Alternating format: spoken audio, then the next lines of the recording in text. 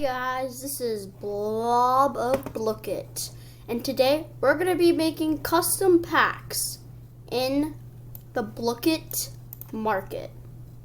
So, in our last video, we played around with the inspection tool, and that inspection tool has all this code. Whenever we go on that code, it'll highlight the whole thing. But today, we're going to be making custom packs with inspection. So let's get right into the video. So, first, pick a pack that you don't like. Or just pick a pack that you want to use. I'm going to pick the pirate pack because I like the background and I think it would be really cool going with what I'm going to use. So you go and right click on top of that pirate pack image. Now your look could be different, or you could just use the pirate pack. But whenever I say pirate pack, just make sure to refer to any pack in Blooket. So just press inspect, and then it'll already have it highlighted. So then you double click on this. It'll show if you hover over this link, which is called the image address, then it'll show that image that you're hovering.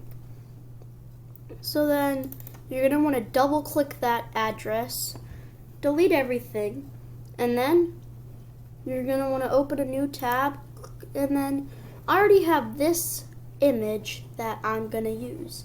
Find any image you want. It could be this one, this one, this one, or you could even go in and do a car. And then just pick that car and use it. But I'm going to use this image right here because I think it'll go good with what I'm going to do. So you want to right click on that image once you find it, and then you say copy image address. So now the image address is copied. Then you go back to Blooket, and then since you already have that image, if you're still typing in the typing box, this image will be gone. So then just reset the whole thing. The code will still be there, but the pirate pack is back. So then you do the same thing, delete it, Control V to paste it in, and then look at that. You have the banana in a pack. Now the only problem is if you were to go and click it and it still says the pirate pack, the only way you can change the name is if you double click it once you tap on it, and then go down to purchase whatever name is the pack, and then you're gonna just delete that word. Mine's gonna be called the banana pack, and then it says purchase the banana pack for 25 tokens. I don't have enough tokens because I'm so broke. I only have 5 tokens, and I keep spending them on the packs, and I never get legendaries or chromas or mysticals or uniques.